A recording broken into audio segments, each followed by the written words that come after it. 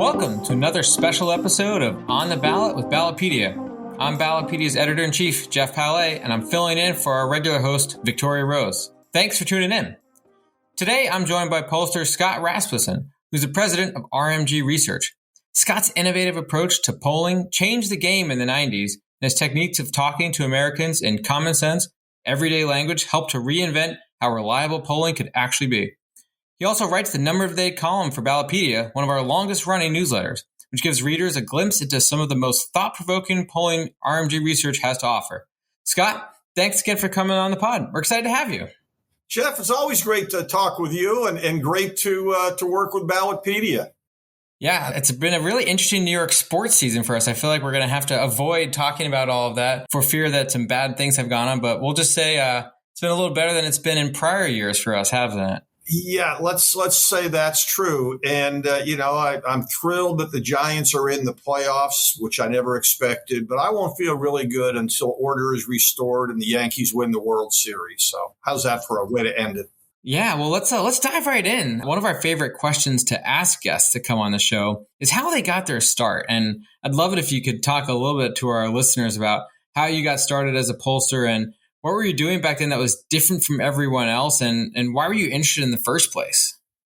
Well, I like to tell people I became a pollster by mistake. I wasn't ever planning on this. But as I've come to realize over the years, I was more interested for a longer time than I expected. Back when I was in high school, I found out this guy named Joe Napolitan had gone to high school with my best friend's father. And Joe was he was the first person ever called a political consultant. He did polling for John F. Kennedy's campaign and Lyndon Johnson and Hubert Humphrey. And I wanted to meet him. And he gave an hour of his time to a high school kid, which I thought was pretty remarkable. And I was disappointed after that because everything that I asked him, every question about politics, his answer was, well, the first thing is you do a poll. And that's because he was saying you really have to listen to people. It's what they want to talk about, not what you want to talk about. But I forgot about that and went into sports for a long time, did a lot of sports work. And then in the late 80s, some friends of mine were trying to pass term limits. And they couldn't get any polling help because Republican pollsters would help them only if it helped Republicans, Democratic pollsters only if it helped Democrats. I was a numbers guy. I could do that, and I knew a little bit about it. And so I began to help them on a consulting basis. And one day they said, why don't you hang out a shingle and start polling on your own? And of course, there's a little bit of an entrepreneurial effort there. I said, of course I can do that. And then once they asked me for my first poll, I had to figure out exactly how to do it. Shortly after that, I conducted a national poll on Social Security. And I still to this day don't know how it happened, but the Wall Street Journal found out about it. I got a column posted in the Journal, got to my first editorial there. And then this new thing came along called the Internet. And none of us knew what it was all about. I opened the website pretty early.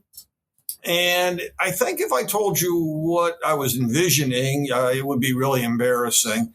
But more or less, I thought, this was just sort of a data place. I could get people to do things. And I began putting polling data online.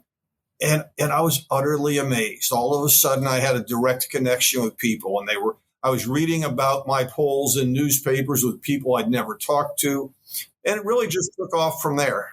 Yeah, this internet thing, right? It's really taken off. And I think it's going to work out. I like how you said you did a little thing in sports for a while, a little bit of an understatement for a little project in Connecticut, but we'll talk about that maybe another day. Well, yeah, so polling really took off after a while. And before we go a little deeper, then maybe tell our listeners a little bit about your more recent work with RMG Research. Well, one of the things that's changed in polling is that everybody polls now. When I started, hardly any public polls were out there. Gallup would do a poll every month. There might be a couple of others.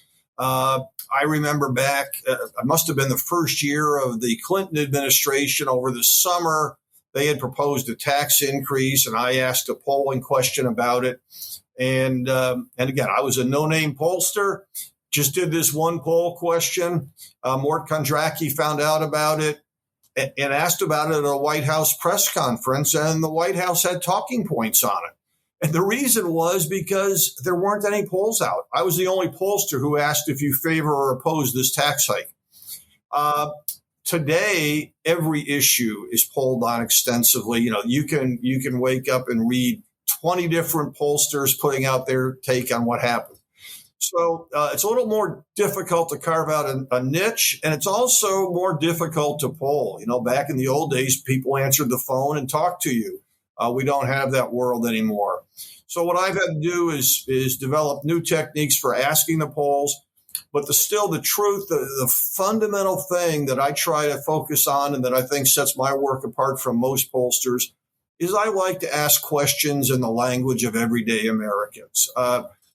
People don't know what woke means. People don't know what CRT means or critical race theory. If you ask people who like socialism, what does socialism mean? It bears no resemblance to what Bernie Sanders or AOC would talk about as socialism. And the reason this is so important is we have a feedback problem. Right now, if you're a traditional pollster and you ask people about socialism and you find out 35 or 40% of the population support it, which is where the numbers will work out, you think, wow, that's the support for the Sanders AOC wing of the party. In fact, it's just not true. Very few voters think of socialism as an economic program at all. And in fact, most of them prefer free market solutions to different things. So you're trying to ask the questions and think about things in a way that maybe, I guess, is translating Washington speak to the general public. Yeah, how you ask questions is such an interesting challenge. It always reminds me of the Will Smith movie I, Robot. And there's a scene where, you have to ask the right questions of the little machine in order to actually get the answer you're looking for. And if you ask the wrong question, you don't get any answer at all. And the little hologram says, you must ask the right questions. So, Jeff, when you bring that up, I want to, one thing that always bugs me is people say, you didn't ask it right, or there is a right way to ask a question. There is no perfect way to ask a question about an issue that is breaking or an issue that people haven't discussed very much. Right. So what you actually have to do is ask about the issue in 4 or 5 different ways and learn from the different results you get. And that's, again, it's people. When people see a poll they don't like, they pick apart the wording, or they go to a poll they do like. And again, you really have to look at it from a variety of angles. Joe Napolitan, the guy I mentioned earlier, once said that you should never underestimate the intelligence of the American people, but you should never overestimate their knowledge of political things. And I think that's it. Their people are bright. People have good opinions, are relevant in their own context, but they don't know what's going on. Only 4% of voters were talking about the race for House Speaker. It was an issue that was consuming Washington, and it was a non-event for most of the country. Yeah, it's interesting what you said earlier. I kind of want to go back to something about the difficulty of polling today, because I think to your point about, the different perceptions that Americans have on our system, you almost would have thought it's easier to poll now. You said there's a lot more polling now. And so if there's more polling, then your brain jumps to thinking, well, there's more polling because of with the internet, outreach is a lot easier. You can have automated polling. But then, you brought up a really valid point that it's harder to poll because people don't answer their phone anymore if they even have a phone. So why do you think there is so much more polling now if the challenge has gotten a lot more difficult to engage with voters? And Jeff, I want to make one statement right up front. Yes, it's much more difficult to poll, but I believe having lots of different pollsters out there is really good, and it's making polling better.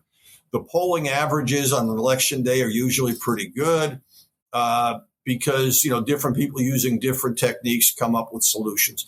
The reason people are doing it more frequently now is it's less expensive than it used to be. I mean, it's the simple fact. Having said that, you say you can reach out online. Well, that's true. But you know what? 7% of Americans never go online. There's a segment of the population that just about lives online. So if you were to go and just reach out using a typical online technique, you would get a whole lot of people, way too many people with a postgraduate degree, way too many people with a bachelor's degree. And by the way, those people like to take surveys more. You would end up with too many people with higher incomes and living in urban areas. I mean, there's all sorts of biases built in. So you have to find different techniques. We text people. We even email some people. Older voters in rural areas respond to email surveys.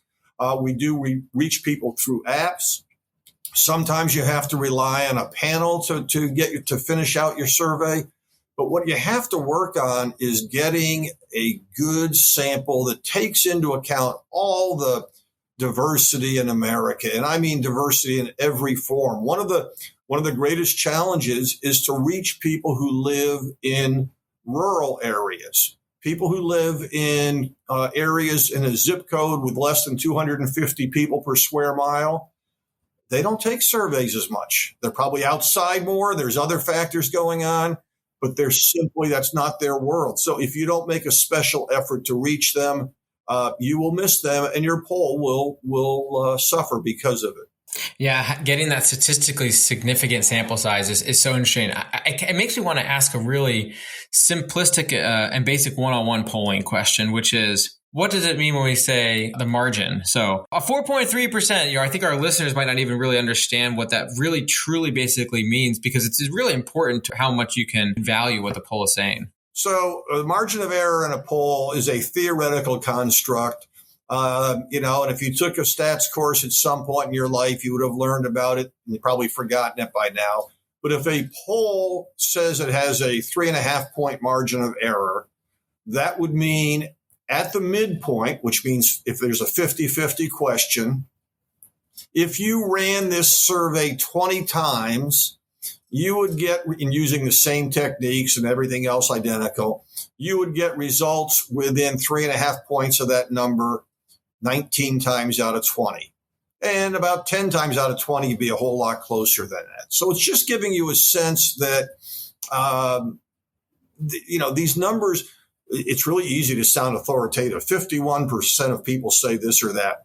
It's not quite that precise. And one of the things that I think is missed a lot in commentary and polling is related to that margin of error. It's the way people and pundits and political junkies use polling around elections. A couple of years ago, I was doing some polling in Utah for Utah 4 for a local newspaper. And Burgess Owens in my last poll was up by a point, shocked me, shocked everybody else. The conventional wisdom was he was losing. And Burgess was kind enough to win by a point. So he made my poll look good. You would say, oh, I should brag about that because my poll was right on the money. But you know what? A poll with a 3.5-point margin of error is not a tool to determine who's going to win a 1-point race. All that my poll really said is this is really close. A turnout shift a little bit in either direction could make a wild difference. And so I think that's what we need to be a little more careful about. Polls this last midterm cycle, if you looked at the Senate polls, there were about 5 races that the averages were saying were very, very close. And as it turns out, they all went to the Democratic side. Usually those close races break in one direction or the other. But that's a whole lot. Accepting that uncertainty is a better way to approach the polling data. Yeah, you said something to me years ago, I think it was probably in 2016 or 2017, about the power of decimal points in polling. And if you tell someone there's a 71% chance of something happening, or if you say a 71.43% chance, that extra decimal point causes people to have a different kind of an emotional reaction to the information. So I've always said that that's also a really powerful part of the messaging that comes through with polling data. Absolutely. The minute you cite a precise number, it sounds very scientific and people get all hung up on the precise number. If I were to say that 75% of voters like term limits, and they've liked term limits, that number's been about the same for 30 years that I've been polling on the question. Well, maybe it's 80%, maybe it's 72%, depending on the vagaries of the year we're in or something. It's not, the idea is not that it's a precise number, but it gives you a sense of scale, that there's overwhelming support for an issue like this. And again, that's where you want to be careful. As a pollster, when we speak in numbers to other pollsters, we understand that uncertainty. But when we're speaking to the general public, we have to be much more mindful of conveying the uncertainty and conveying that. When I went around before this last election cycle, I was telling people, I don't know what's going to happen.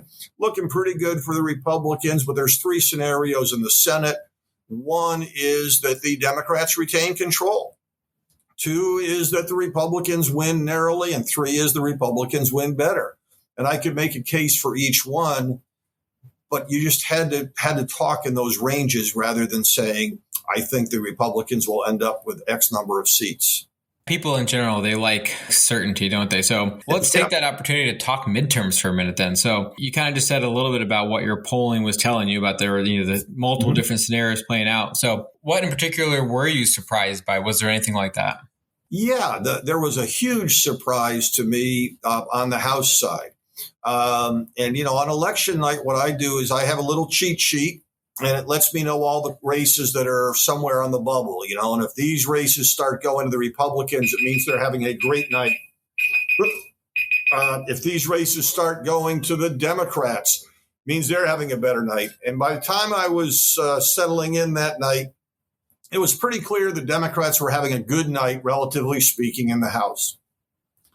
I woke up the next morning and I was a little bit nervous to look at the stats again, because my last poll showed the Republicans winning on the generic ballot, the popular vote, by 4 points.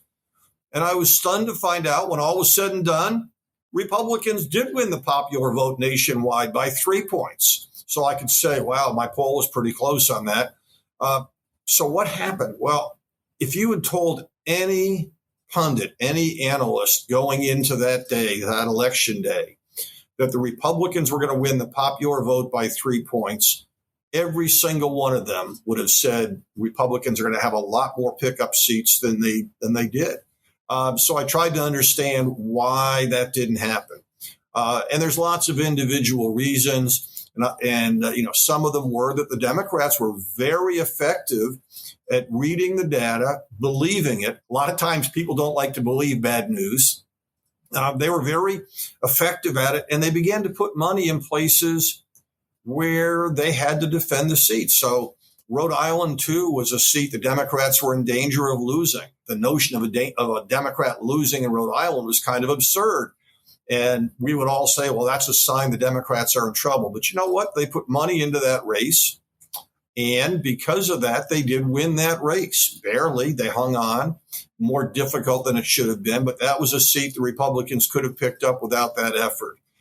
In a couple of states, especially Pennsylvania and Michigan, the Republican gubernatorial candidates were very weak.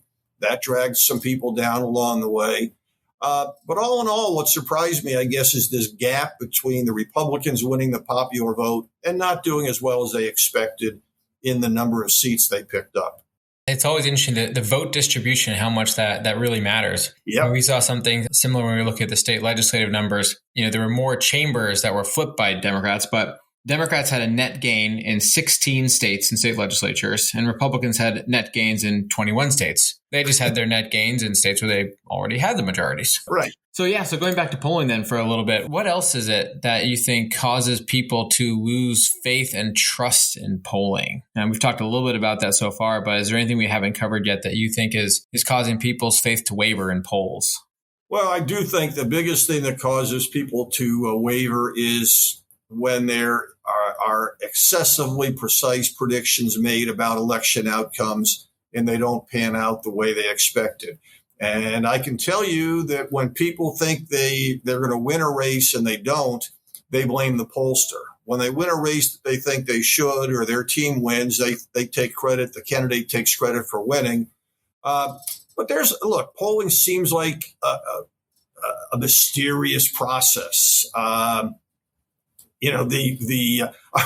went on the Colbert Report years ago, and he was talking about the mystics. You must go up to the mountain and get this divination and come down and share these numbers because people don't know what goes into it. And a lot of people will say things like, I've never been polled. But the truth is, people think polling is accurate if it agrees with their worldview. They think it's inaccurate if it doesn't.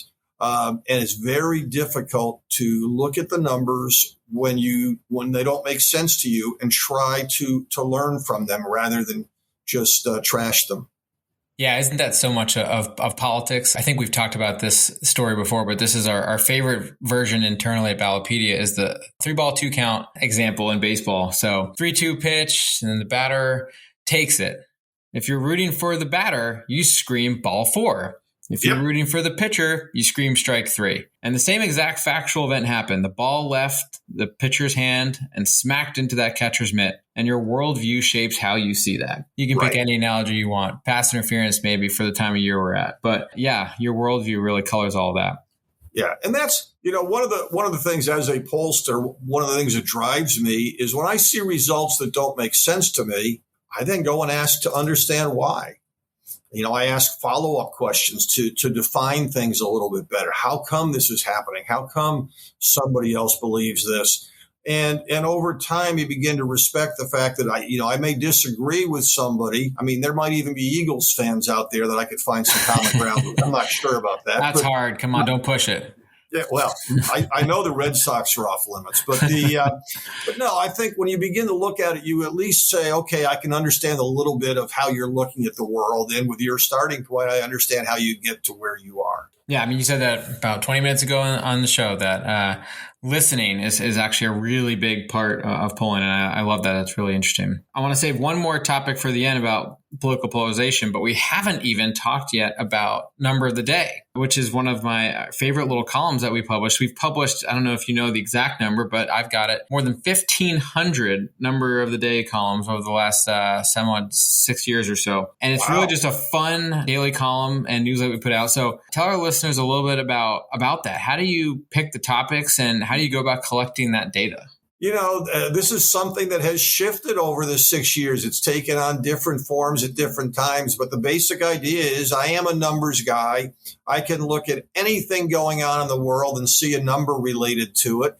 And I'm very aware of different anniversaries when they come up, different things that are going on. It's just, I think, in terms of numbers. And so it's became a way for me to express some interesting ideas. And some of the topics that we've had most of them have something to do with the political issues going on in some way, shape, or form. Or, views of Martin Luther King Jr. on Martin Luther King Day. I mean, those are things that fit in pretty naturally. Sometimes they're historical. My favorite ones are things like, talking back about however many years ago it was that Congress voted against having a Mother's Day. And you begin to explain what Congress was doing and why they rejected it and how Mother's Day came about without the blessing of Congress anyhow. Those are fun stories. And sometimes it might be something, about the first jazz recording. We've got one coming up soon about sliced bread. So, that'll be something else to see.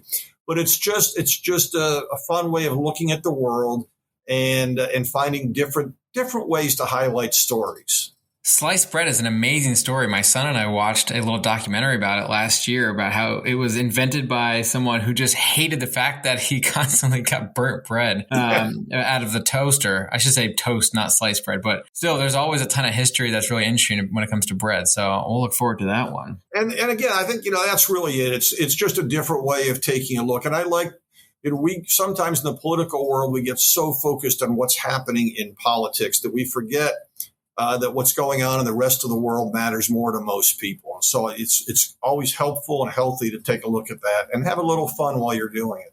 Yeah, it's not worth doing if you're not having a little bit of fun. Before we get into our last question, what other more interesting polling are you excited about? What can you give our listeners a little bit of a sneak peek into what's coming in the next quarter? Well, some of our polling, a lot of our polling is following the current events and what's happening.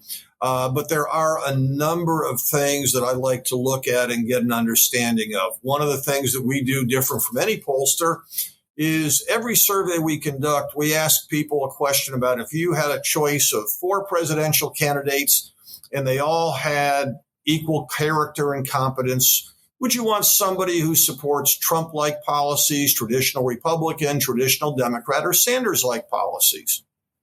And I've been doing that since October of 2020 on a very regular basis. And I'm looking to see what is happening with that group of people who prefer Trump-like policies now that things have shifted a little bit. We do know that there are about 15 or 20% of that group like the policies but don't like President Trump. Is that number going to grow? Are the number who support his policies going to go down? More than the specific numbers, though, it's really interesting then to get a sense of how differently those segments see the world. Another gap that we're looking at that I think is growing, especially on social issues, is a gap between white Democrats and black Democrats on a number of topics. If we're talking about fiscal policy or some general programs, there's not a lot of difference. But on a number of social issues, the black Democrats are much closer to a Republican position than they are to the white Democrats. And so that's an interesting divide to watch. Broadly speaking, and this is one of the themes that I like talking about these days, for all of my life, the political right has been identified with freedom, the political left with equality, and they kind of butt heads over both of them. I think that voters, well, first of all, I know because we polled on it, voters don't see a conflict. They think if you have more freedom, you'll have more equality. And the party, if a younger political leader can come along and combine those two and give an expression to a way that we're supporting both freedom and equality, that's the way that we'll eventually have an end to the polarization that we've been struggling with as a nation in recent years. So, how do we get from here to there? Well, that's a little bit tricky. It takes a president. It takes a president like FDR or Ronald Reagan who knew how to give voice to something different than the conventional political divide had shown. Polarization has certainly seemingly grown, as you already just spoke to. So, well, you're an optimistic person by nature. We've had a lot of discussions like that over the years, and I think I am as well. So I think we can both be optimistic together for the future and fate of our country. So it should be an interesting ride. Anything else, Scott, that you want to plug about RMG research? Nothing in particular about RMG research. We do a lot of different polling and a lot of different topics. But I do, I think the focus should be on how do we bring these issues together in a different way. What is it going to take? We've had 9 straight presidential elections where nobody got more than 53% of the vote. We used to have landslides regularly. The question that I would like to find out is what will lead to the next presidential landslide, the first one since '84. And the reason I put it in that manner is, when Ronald Reagan won 49 states, nobody on the other side complained and said if Mondale had gone to Wisconsin, he'd have won. I mean, it just wasn't going to happen. There's a purging and a legitimacy to the process that comes from that. And that's what we need is someone who can give voice to a message that will bring us to that point again. And ideally, RMG research is providing some of the data that's showing where that common ground might be.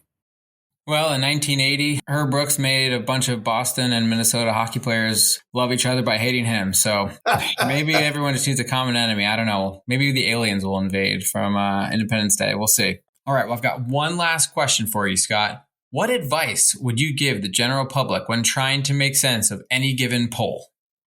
First thing I would do is say, don't rely on a single poll. Whatever you look at, take a look at some comparative, some other polls from a different perspective. If it's an election poll, look at the averages and look at the averages with a bit of grace. Recognize that if the average is showing it's close, just say it's close. We don't know if somebody's going to win by a point or not.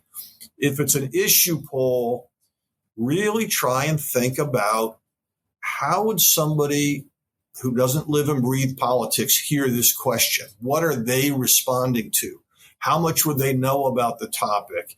And then begin to understand the choices that are there. And that's where the hard part comes in. Again, people in the political world that hear these buzzwords, And boy, they think everybody knows what it means. And most of the time, they're wrong.